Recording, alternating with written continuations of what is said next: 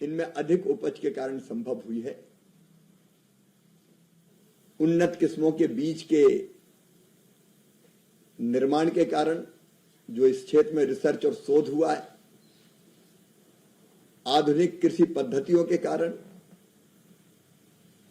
और सरकार के समर्थन के कारण अलग अलग योजनाओं के माध्यम से हमने ये उपलब्धि हासिल की है।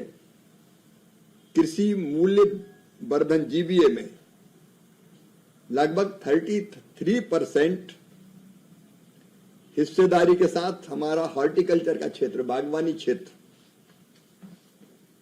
आगे बढ़ा है।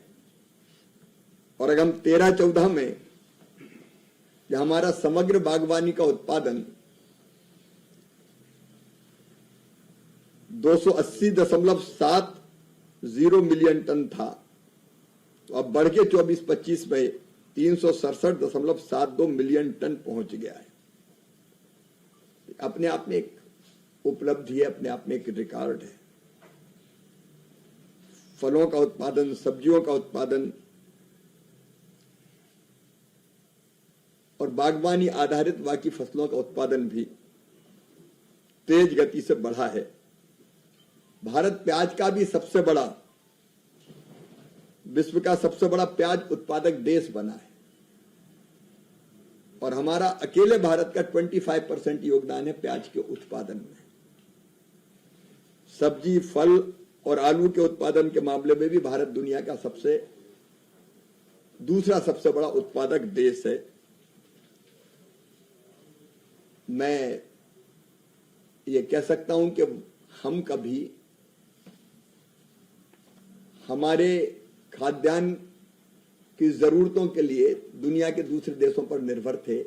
इंपोर्ट करना पड़ता था, कभी PL 480 जैसा गेहूं USA जैसे देशों से, लेकिन आज कई मामलों में हम निर्यातक बन गए हैं।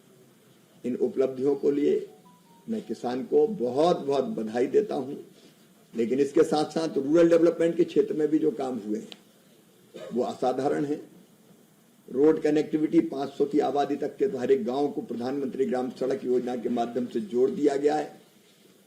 और रोड कनेक्टिविटी का मतलब केवल सड़कों से जुड़ना नहीं है, शिक्षा हो, स्वास्थ्य हो, कृषि हो, सब क्षेत्रों में प्रगति होता है। लेकिन आवास के मामले में भी अगर आप देखें तो 4 करोड़ के आसपास मकान बनाए जा चुके हैं। हमारी बहनों की गरीबी दूर करने में